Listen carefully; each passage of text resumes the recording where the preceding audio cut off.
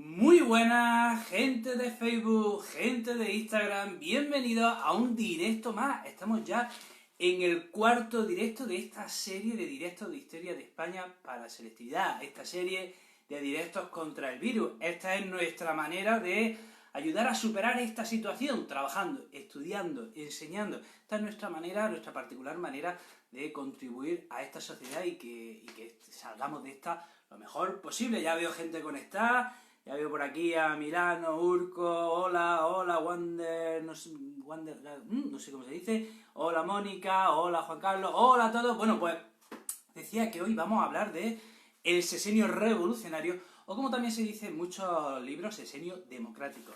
Es lo mismo. Bueno, pues empecemos, no nos enrollemos más. El sesenio revolucionario va desde 1868 a 1874, y hay que decir lo siguiente, es una época convulsa, es una época de experimentación, es una época donde los cambios van muy rápido. En 6 años pasó de todo. En 6 años pasó todo lo que tenía que pasar en 6 años sucedió. Miren, hubo un gobierno provisional, hubo una monarquía, hubo una república, hubo una dictadura.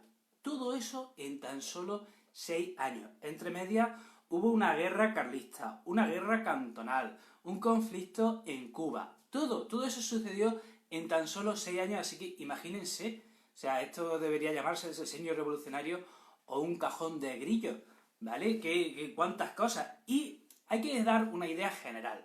Durante estos 6 años se pasa de un gobierno liberal a un gobierno democrático, ¿vale? Aquí yo, son de esos momentos que si te tuviera delante pararía la clase y diría, repito, he dicho, se pasa de un gobierno liberal a un gobierno democrático. Y yo te preguntaría, explícame cuál es la diferencia. ¿Cuál es la diferencia entre un gobierno liberal y uno democrático? Si a esta altura ya hay que saberlo. Si lo sabes, si has dicho, por favor, o sea, aquella gente que haya dicho, todavía estás con eso, con lo fácil que es, esa gente va a sacar un 10. Aquellos que estén ahí en el cuadro dirán, esa gente tiene que estudiar mucho. Vamos a ver. El liberalismo representa a las clases medias y altas. El liberalismo representaba a la burguesía, y los burgueses luchaban por sus derechos. Los burgueses luchaban por sus derechos. Al pueblo llano, a los obreros, a los campesinos, a esa gente le importaba 3 carajos, 3 pepinos, por no decir otra expresión. Entonces, los burgueses, las clases medias y altas, se preocupan por sí mismos. Quieren acabar con el régimen estamental, ¿vale? Quieren poder participar en política, pero eso ellos, los demás, fuera. Eso es el liberalismo. ¿Qué es la democracia? La democracia es que todo el mundo pueda tener participación política sin distinción de la renta, ¿vale? Sin distinción de la renta. Entonces, repito, durante el sesenio revolucionario se pasa de un gobierno liberal a un gobierno democrático. Esto es muy importante. Y hay que decir que todo esto se da en un contexto internacional particular y convulso. De nuevo, voy a hacer aquí, haría una pregunta a todos esos alumnos, sobre todo los que vienen de ciencias sociales y los que han estudiado historia contemporánea en primero de bachillerato, que esto deberíais de saberlo también.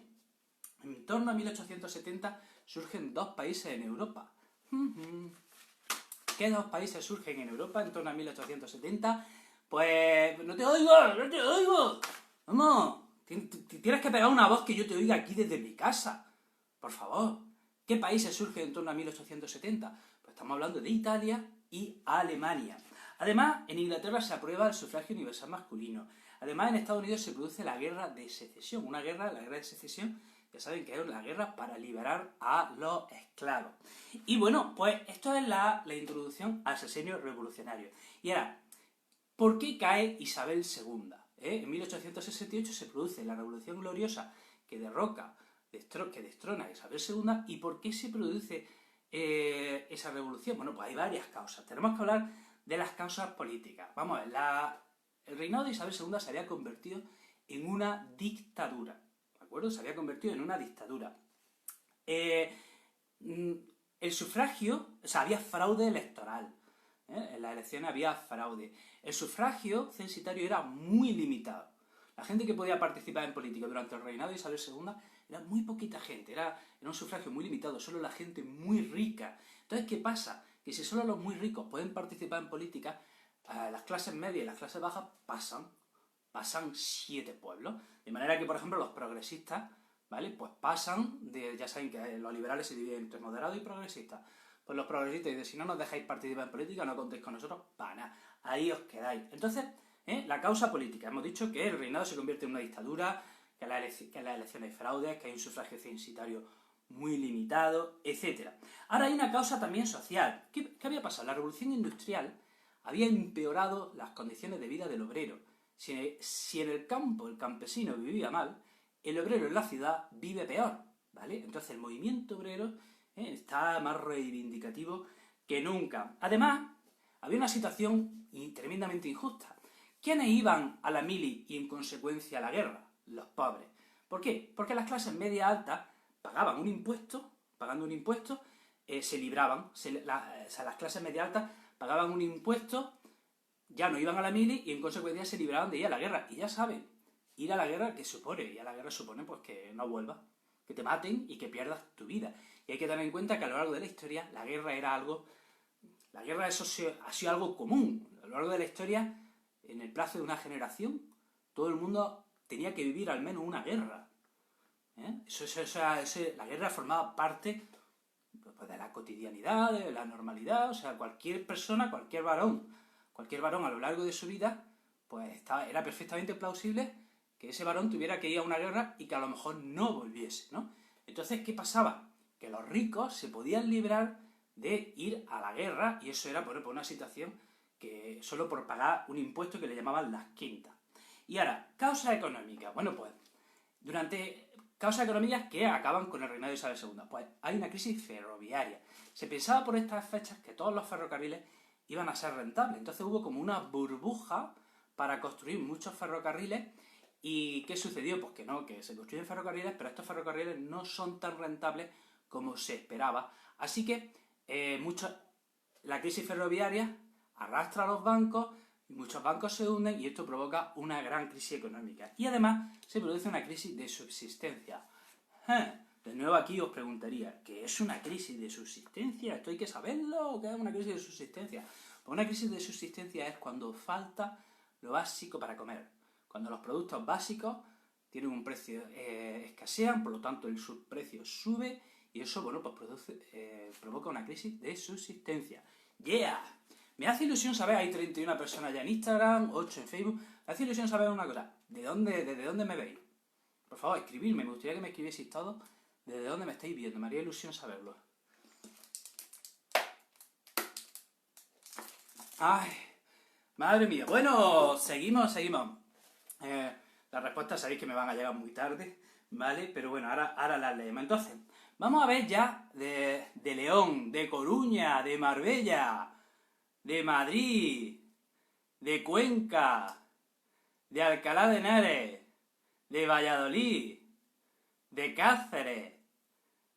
¡Qué guay! De Canarias, ¡qué bueno! Desde Soria, desde Jaén, yo soy de Jaén, un saludo. Desde Pontevedra, desde Alicante, hombre Antonio, un saludo. Desde Córdoba, desde Tarragona, desde Hamburgo, hola, desde Alemania, qué guay. Desde Salamanca, desde Santa María del Páramo. Qué bien, qué bueno, pues qué ilusión. Me hace mucha ilusión saber que se me está escuchando desde Madrid. Bueno, pues decíamos entonces, seguimos. Vamos a hablar entonces de la Revolución Gloriosa, 1868, desde Menorca, desde Marto. Decía, la Revolución Gloriosa pues se da en 1868 bueno, esto viene precedido, la Revolución Gloriosa viene precedida del Pacto de Ostende, 1866. En Ostende, un pueblo de Bélgica, se reúnen unionistas, progresistas y demócratas y empiezan a planificar la caída de la reina Isabel II. Entonces, este es el Pacto de Ostende de 1866. ¿Cuándo estalla la Revolución? En 1868, en la ciudad que siempre digo en mis podcasts, la ciudad que es el distrito 13 del siglo XIX español, la ciudad donde empiezan casi todas las revoluciones, una ciudad pues que es la cuna de la democracia española, que es Cádiz, ¿de acuerdo? Entonces en Cádiz, la revolución empieza en Cádiz el 18 de septiembre de 1868 y se produce la gran batalla en Córdoba en el puente de Alcolea entre los generales Serrano, Prim y Topete y las tropas isabelinas. Son derrotadas las tropas isabelinas e Isabel II se tiene que marchar a Francia. Entonces, se ha ido la reina, ¿y qué pasa? Bueno, pues como tantas veces pasa cuando hay un vacío de poder en España y hay una revolución, que se reproducen de nuevo las juntas revolucionarias. Como ya había pasado anteriormente, en cada provincia se forma una junta revolucionaria y estas juntas revolucionarias, bueno, pues piden igualdad de derechos, piden participación política, piden democracia, aunque bueno, todo eso con el tiempo se va frustrando. Entonces, ¿qué sucede?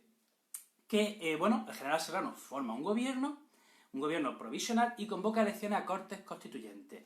¿Quiénes ganan en esas cortes constituyentes? Primero los progresistas, luego los unionistas, luego los republicanos y en cuarto los demócratas. Y atención, entran dos minorías en el Congreso. ¿Quiénes son esas dos minorías?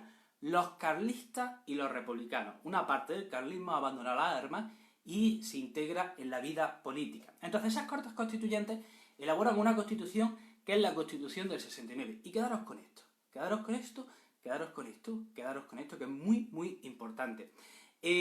Señores, la Constitución del 69 es la Constitución más democrática de la historia de España. Repito, la Constitución del 69... La Constitución del 69 es la Constitución más democrática de la historia, de España hasta la fecha, ¿se entiende, no? O sea, hasta entonces, de todas las tropecientas constituciones que se han creado, la del 69 es la más democrática. ¿Y qué quiere decir? Pues que bueno, que hay una amplísima declaración de derechos. Por ejemplo, se reconoce la libertad de expresión, se reconoce el derecho de reunión, se reconoce, atención, la inviolabilidad del domicilio, se reconoce también la inviolabilidad de la correspondencia. O sea, todos estos derechos que hoy día los damos por asumidos, los damos por hechos, bueno, pues aquellos derechos se reconocen y se recogen en la Constitución. Se habla de la soberanía nacional. Aquí, de nuevo,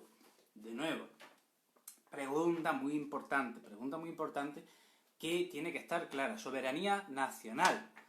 ¿Cuál es el concepto contrario a soberanía nacional? Insisto, ¿cuál es el concepto contrario a soberanía nacional?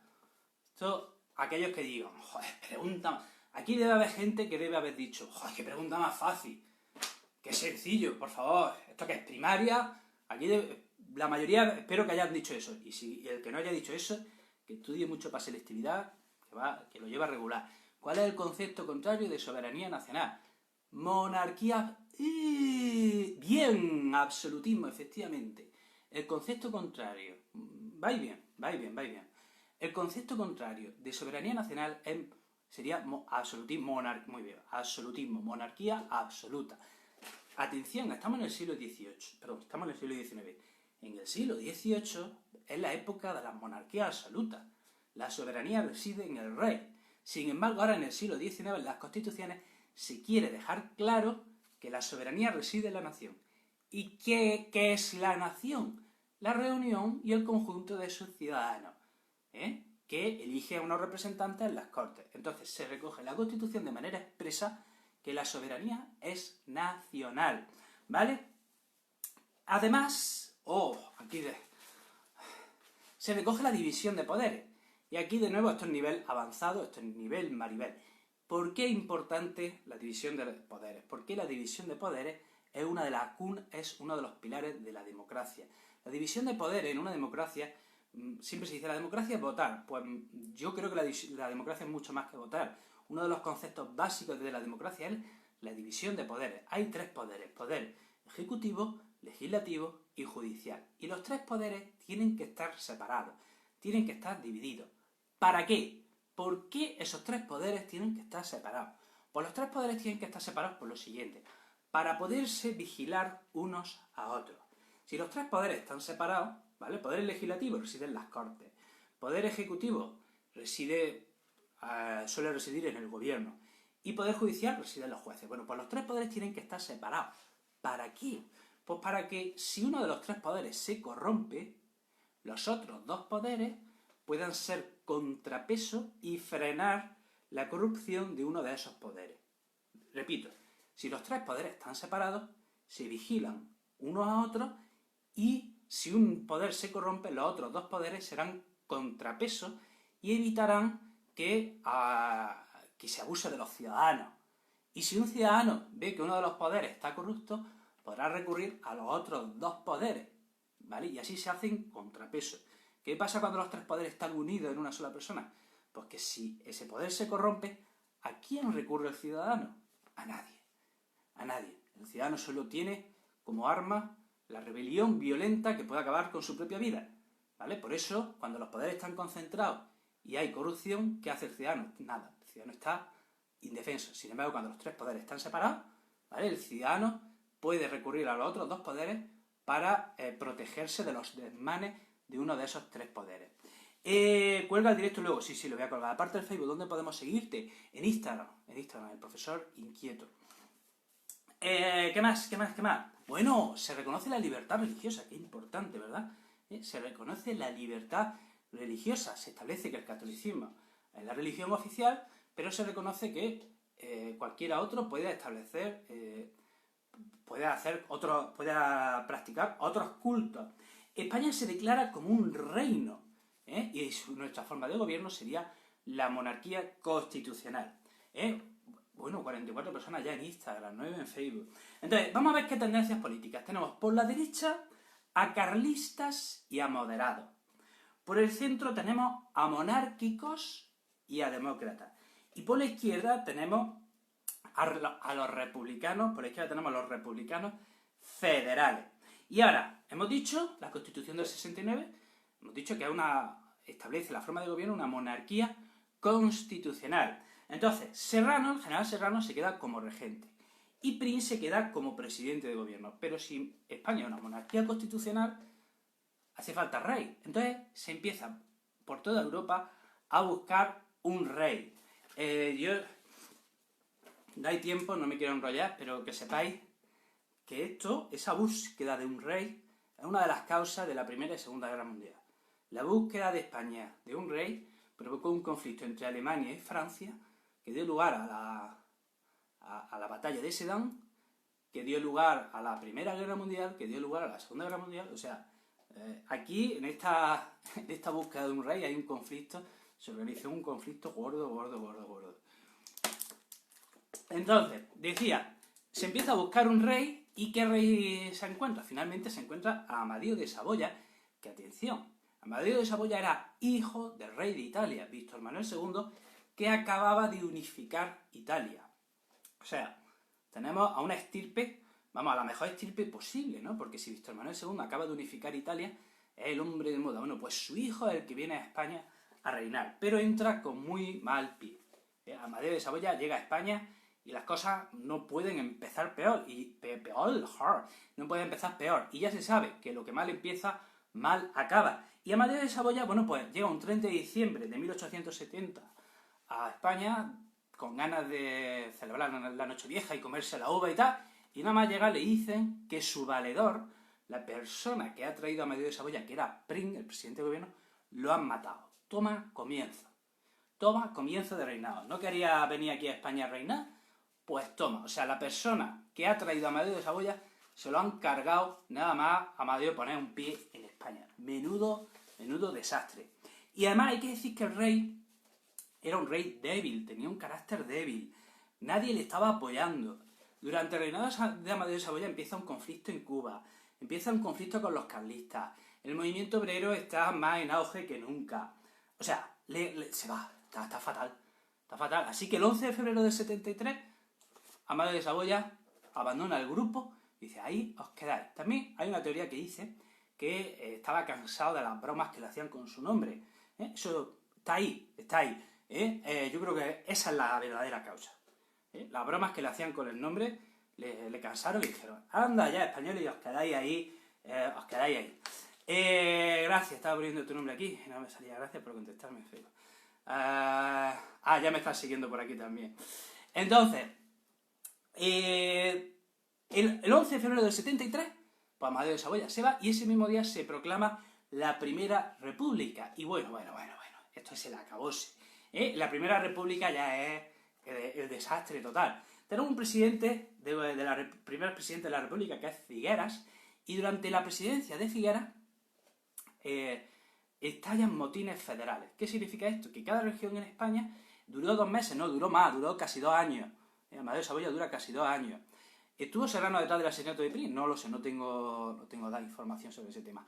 Entonces, decía, se me ha olvidado. Ah, sí, durante la presidencia de Figueras, bueno, pues estallan motines federales, es decir, cada territorio en España empieza a proclamarse independiente. Jaén, Granada, Cartagena, Barcelona, tal. Cada provincia se está proclamando independiente. Figueras, pues se va, no puede gestionar la situación y llega otro presidente de gobierno que es Pi Margal. Y estos ya territorios, bueno, ya han proclamado su independencia total y para mayor cachondeo se declaran la guerra unos a otros. O sea, las provincias de España empiezan a declararse la guerra una a otra, y por ejemplo Jaén y Granada se declaran la guerra. Y además surge un conflicto en Cuba, surge también la guerra carlista. Pi Margal se tiene que ir. Y viene otro presidente de gobierno que es Salmerón, que también está unos meses y la situación le viene larga y también se tiene que ir. Y viene otro presidente de gobierno que es Castelar y o sea, España es, bueno, un desastre, un cajón desastre. Y ya finalmente, el 2 de enero del 74, el general Pavía da un golpe de Estado y disuelve las Cortes. El general Pavía disuelve las Cortes, Serrano vuelve a hacerse cargo de la presidencia de gobierno y se establece, digamos, una dictadura.